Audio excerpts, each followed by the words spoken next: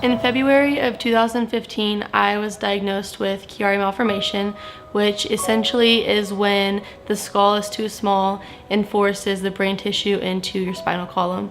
So in March of that year, I had to have my first brain surgery. And in February of this year, I had my second brain surgery. After that, again, everything was fine until about April. There was one night I couldn't even open my eyes. The pressure in my head was so bad. I was in the hospital for about a week, and during that time in the hospital, I had passed out and then had a seizure due to the amount of pressure in the back of my skull because of the fluid leak. And that was probably the scariest moment of my life. There's some scriptures that I hung on to during our dark time with our son. We had a prodigal that was gone for 20 years, and he had gotten in a pretty dark place, had gone to another state for college, and wound up loving it and staying. It was a horse country, and he always loved horses, so he wound up staying and making his home and living there. Well, he got involved with some wrong people where he worked, started drinking heavily, and we didn't realize how much. We had seen him off and on, but you know, things like that can be hidden sometimes. So from alcohol, then it progressively got worse, and he got into drugs and really got in a very dark place. So I grew up on the east side of Cleveland, a little town called Paynesville. It was a violent city. We had more violent crime per capita than the actual large city of Cleveland. And I grew up in a real poor family there. We spent some winters up there where we didn't have heat in the house. Everybody stayed in the living room to keep warm at night, huddled around a kerosene heater. There was 6 people in my family. I had a couple brothers, sisters. My father suffered from some addictions, some prescription pills. So there wasn't a lot of money running around the house. My mom worked 2 jobs, left a lot of time for us kids to be alone. So I started working when I was 12 years old. Got my first full-time job, working 35 hours a week down at the local bowling alley. And my money just went to helping my family pay bills, eat. I called a friend's brother who I knew had money from various means. He was a drug dealer, and asked him if he could buy some groceries that I could pay him back on payday. So he did. He brought down 3 sacks of groceries. I carried them inside, and I got my sister something to eat, but he told me to come back out, see him in the truck after I got her something to eat. So I went back out to his truck, and we started talking, and he put some weed in my lap and said, you know everybody through the bowling alley, try to sell some of this, and your family won't have to worry about eating ever again. So I did.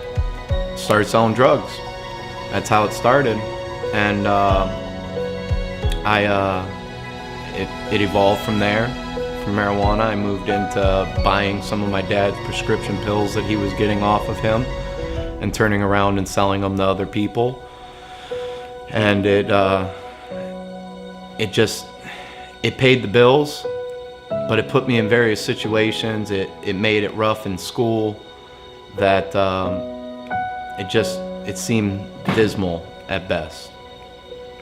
So I kept running it. Too many fights, too many bad deals. I mean, I always felt like the cops were looking at me over my shoulder. It was a bad situation. I was raised a Roman Catholic, but I felt like God wasn't in my neighborhood. My name's Kelly Meckus, and my wife and I have been members of Storyside for about 4 years now. And 2018 has probably been the most difficult time that I can imagine in recent history. It's been a very challenging year, and the year's not over yet. I can't remember a time in my life where every aspect of my life has either been challenged or changed or attacked, whether it be my health, my marriage, my job, spiritually, emotionally. It seems like everything has been under some kind of adversity. And my wife has also been going through some similar problems with her challenges that she's had at work this year. Her mother, who's her best friend, suffered a stroke, and we've had to move her out of her home into a nursing home. So it certainly has been a very challenging time, and the year's not over yet. It's during these kind of times that you can be tempted to say, where's God? Has God caused these things to happen in my life? Is God using these things to punish me in some way, shape, or form? So these are some of the things that you can be tempted to ask during these periods of times.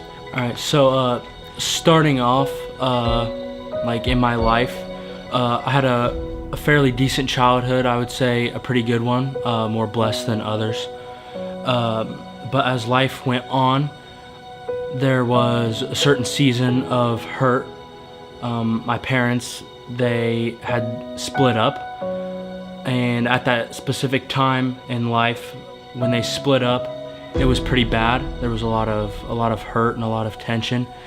Me, my brother, and my sister, and my mother, we actually ended up with no place to live. We didn't have a house. We didn't really have anything. We had a minivan that we drove around in, and we would stay like at my aunt's, but we mostly would just be in the minivan, and through that we grew very close. But looking back on it now, there was a lot of hurt that I never displayed to anybody else. I masked my emotions very well. It hurt a lot, but through those times of just, not having a house and not having really, anything but my brother and my sister and my mom to lean on, I think that's when I really grew close to God, and I really gained a lot of faith in God. And especially looking back on it now and looking back at all those trials, I really realized that God was good through all of that. God put my mom in the position to get a job and go back to school and do what she had to do to provide for me and my brothers and my sister. So looking back on that, I think that I've grown even closer in my relationship with God, just due to the fact that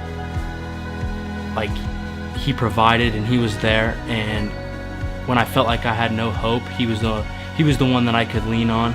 When I had all these tears to cry, He was the one that I could cry out to. So I think just with all that being said, looking back on it now, He is good and He is faithful. What is the devil trying to accomplish?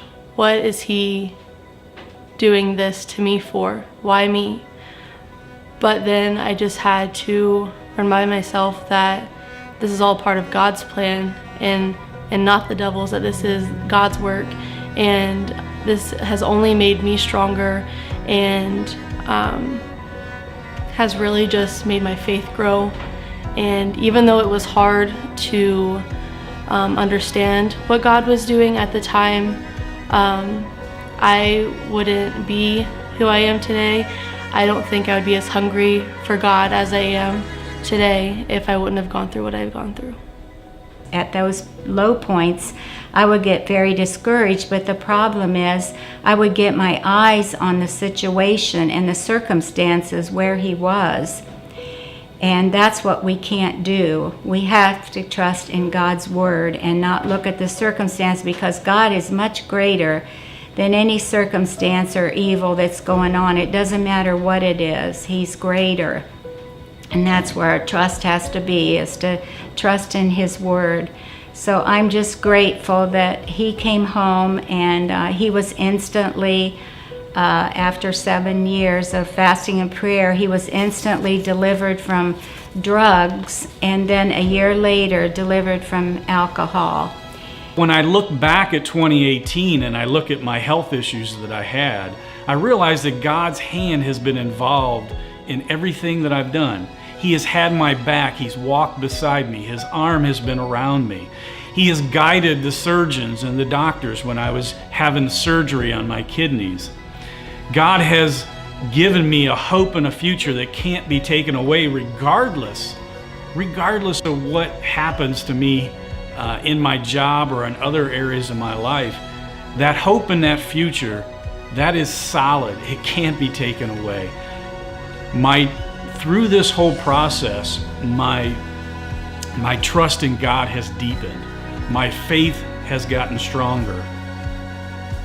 And I firmly believe that God is using these circumstances that I've gone through to prepare me for something bigger and greater. And in the meantime, while this was going on, I had switched where I was located at my stores a few times, and I had met another fellow co-worker, and his name was Ralph, an older gentleman, old Army sergeant, but real passionate about his faith in God. And at the time, I was single again, and I was wilding out, pursuing women, having fun, doing whatever I could do just to get my mind off of what was going on. And Ralph always was on me about, that's not the way, Matt, that's not the way. God's calling me to come for you. So I was like, Ralph, I don't got time for that. He ain't had time for me, I don't got time for him. So, we talked a little bit about it, and he didn't push too hard, but hard enough that he was in my ear about it. So, so then I switched locations again, and me and Ralph went our separate ways. Well, for various reasons and circumstances, Ralph ended up switching locations too. He came right to the same spot that I was, and Ralph was back in my ear at it again. We were actually partners now, working third shift. And I remember one day he comes up to me and asks me, he says, Matt, do you even have a Bible? I said, no, never had one, never needed one. He said, come with me. He walks me up to the aisle in the store, and he said, pick one. And I didn't know anything about him. I just picked up a Bible. I said, what about it? He says, come on. We walk up to the registers, and he bought me a Bible. And he says, Matt, I don't care what you use it for. He says, you can use it for a coaster, use it to level your coffee table. He says, but you're going to have a Bible in your house. Read it if you want, don't read it, but you're going to have one. And so he bought me the Bible, and I took it home that day. And I don't want to say I read it right away. It sat around for a while, I think. But he still always just preached to me a little bit about God and stuff.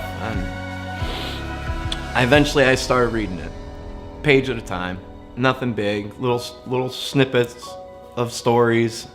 And I started at the beginning, the very first Genesis, and I'd go to work after reading a couple pages of it or whatever and ask Ralph questions. And I started looking like a rock star again. I was like, man, whose side is this on? And to this day, I see my kids as much as I want. We've improved the relationship with their mother. We're friends. We come to all the sporting events together. The baptism at the church, I had all of my kids there, plus 2 of my nieces and nephews. So we're all one big Brady Bunch family, and it's all been worked out. My faith continues to grow every day. I could look back from when I was growing up and selling drugs and thinking about different situations I was placed in, about how God did direct my steps, how a deal fell through with a specific dealer that I thought was going to change my life at the time, but really that dealer ended up going to jail a year later. It could have been me. How different situations where we got shot at, I was never hit.